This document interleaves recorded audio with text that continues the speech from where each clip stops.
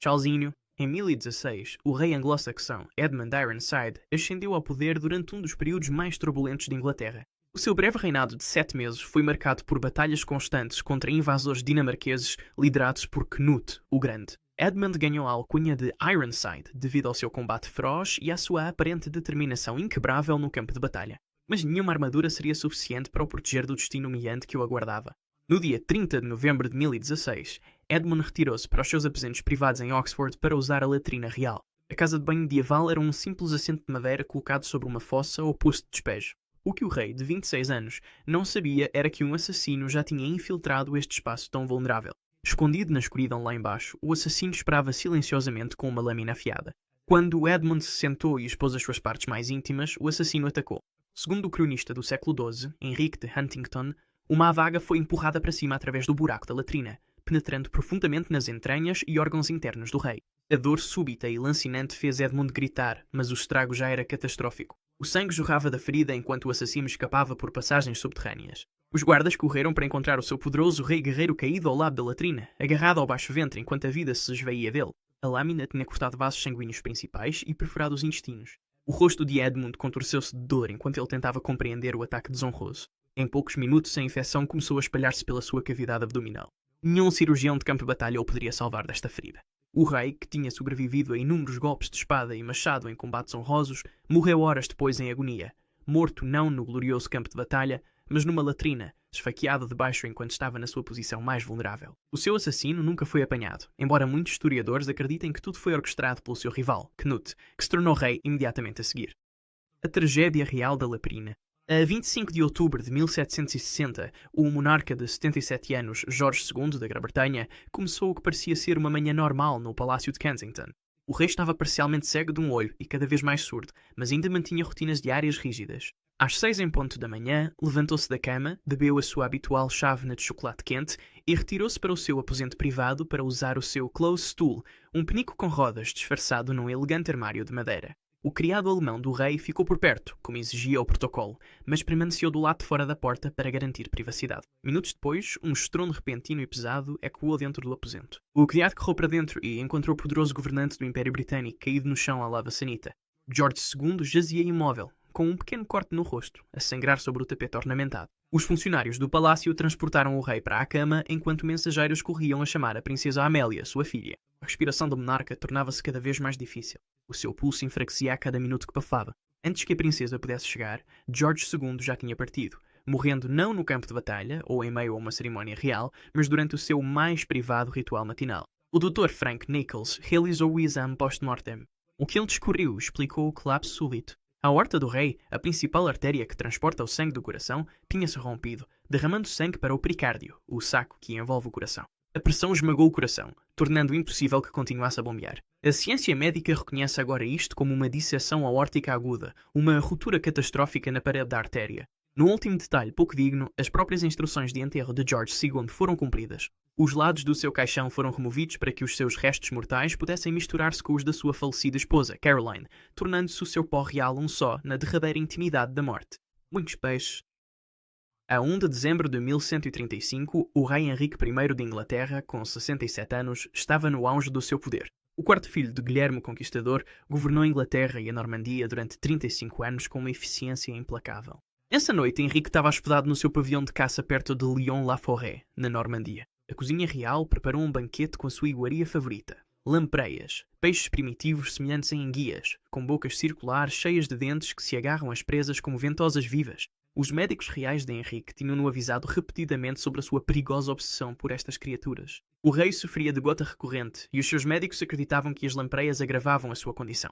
Segundo o cronista Henrique de Huntingdon, tinham-lhe proibido expressamente de comer o peixe. Mas Henrique não era o homem de aceitar ordens, nem mesmo de especialistas médicos. Nessa noite, conforme registado por Matthew Paris, o rei comeu lampreias vorazmente, apesar de todos os avisos. As testemunhas descreveram como ele devorou a porção após porção, ignorando os olhares preocupados dos seus cortesãos. Em poucas horas surgiram os primeiros sintomas. Dores abdominais severas atormentaram o monarca. O seu rosto ficou ruborizado com febre à medida que as toxinas do peixe contaminado se espalhavam pela corrente sanguínea. De manhã, Henrique estava doimente. O rei que conquistara a Normandia e estabelecera o sistema de tesouraria de Inglaterra contorcia-se agora na cama agarrado ao abdômen. Vômitos e diarreia levaram rapidamente a uma desidratação severa. Os seus médicos reais tentaram desesperadamente expulsar o veneno com remédios à base de ervas, mas os danos eram demasiado extensos.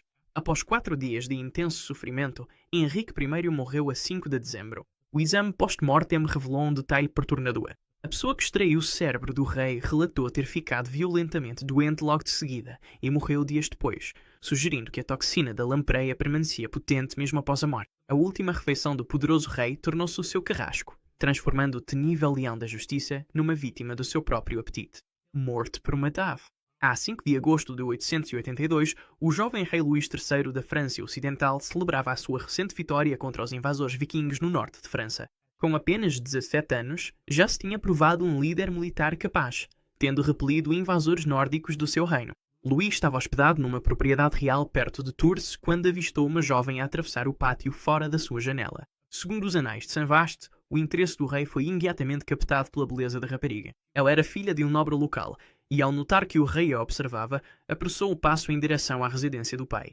Luís, talvez encorajado pelos seus recentes triunfos militares, decidiu persegui-la. Ordenou que lhe trouxessem o cavalo imediatamente. O rei montou sobre ela apressadamente, sem se preocupar com o habitual capacete de proteção.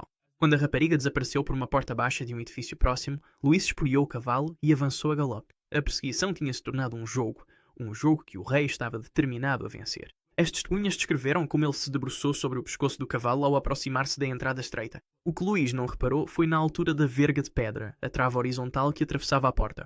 Àquela velocidade não houve tempo para reagir. O crânio do rei embateu com enorme força contra a trave de pedra maciça. O impacto produziu uma estalida espiante que ecoou pelo pátio. Luís foi violentamente projetado para trás, caindo imóvel no chão. O sangue rapidamente formou uma poça à volta do seu crânio destroçado. Os guardas reais correram em seu auxílio, mas os danos eram catastróficos. O crânio do rei tinha-se fraturado em vários pontos, com fragmentos de osso a penetrar no cérebro. Em poucos minutos, o herdeiro da dinastia carolíngia começou a ter convulsões.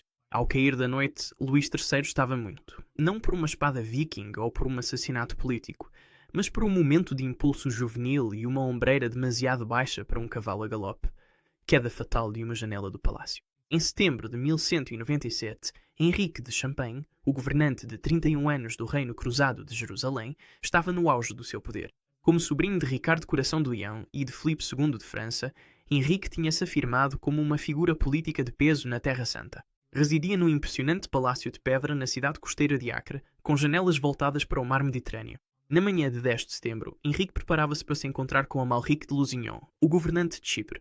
Testemunhas descreveram mais tarde como quando andava de um lado para o outro junto às grandes janelas em arco do seu aposento superior. As janelas tinham balustradas de pedra baixas em vez de vidro, uma característica comum no clima quente do Mediterrâneo. O anão da corte de Henrique, frequentemente referido como Scarlett nas crónicas, estava presente no aposento a entreter o seu senhor antes da importante reunião diplomática. Segundo o cronista Roger de Howden, Eric encostou-se a uma das balaustradas da janela enquanto observava os navios a chegar ao porto. O que aconteceu a seguir deu-se em apenas alguns segundos. A balaustrada de pedra, enfraquecida pelo ar salgado e pela falta de manutenção adequada, cedeu sob o seu peso. Henrique perdeu o equilíbrio e caiu de costas pela janela aberta. A queda era de mais de 12 metros até ao pátio de pedra lá embaixo. Scarlett, ao ver o seu senhor a cair, lançou-se para a frente e agarrou-se à manga esvoaçante de Henrique numa tentativa desesperada de o salvar. O peso do anão não foi suficiente para travar a queda. Em vez disso, também ele foi puxado para fora da janela, ainda agarrado ao tecido. Os dois corpos caíram juntos, com o homem mais pequeno a aterrar diretamente em Henrique. O impacto partiu a coluna e o crânio de Henrique.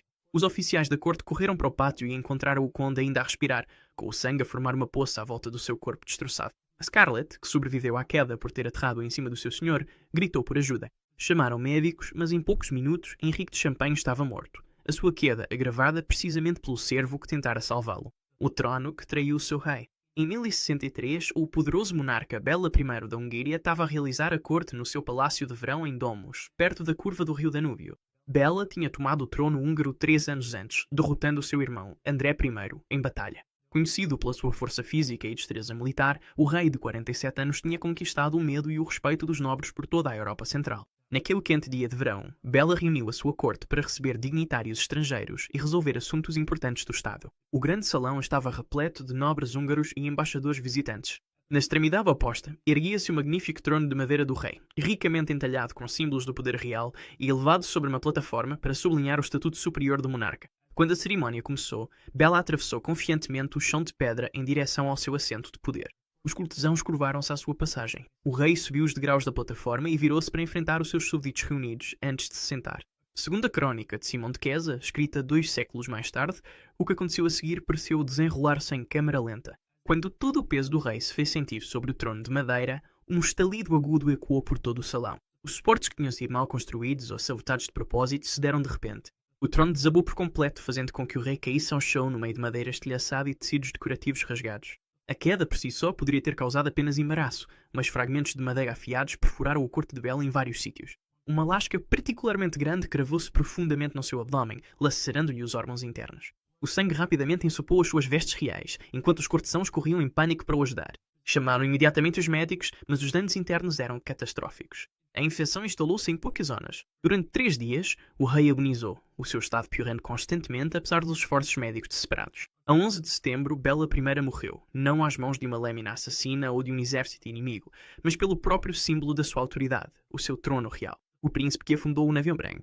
A 25 de novembro de 1120, William de Atheling, o herdeiro de 17 anos ao trono inglês, preparava-se para regressar à Inglaterra após uma visita diplomática à Normandia. Como único filho legítimo do rei Henrique I, William representava o futuro do domínio normando em Inglaterra. O jovem príncipe era bonito, bem educado e já demonstrava a astúcia política que um dia o tornaria rei. Nessa noite, no porto de Barfleur, William e o seu séquito de cerca de 300 nobres, cavaleiros e cortesãos embarcaram no navio branco, uma embarcação considerada a melhor da frota real.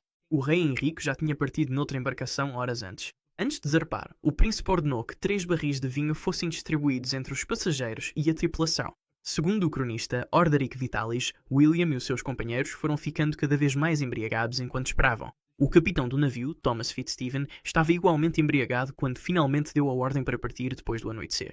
O príncipe e os seus amigos lançaram um desafio ruidoso para ultrapassar o navio do rei, apesar da vantagem inicial deste. Testemunhas em terra descreveram a tripulação a remar com uma velocidade imprudente ao afastarem-se do porto, muitos deles demasiado embriagados para manter a coordenação adequada. Na escuridão, mesmo à saída do porto, o navio branco embateu com enorme força numa rocha submersa, chamada Quille Boeuf. O impacto abriu um buraco no lado de bombordo da embarcação.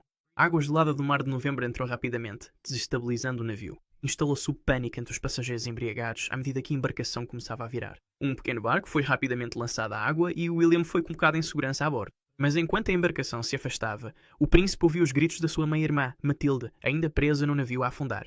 Contra os apelos dos seus guardas, William ordenou que o barco voltasse atrás. Ao aproximarem-se da embarcação, inclinada, dezenas de passageiros desesperados tentaram subir para o pequeno barco de salvamento. O barco virou-se imediatamente, atirando todos para as águas geladas do canal.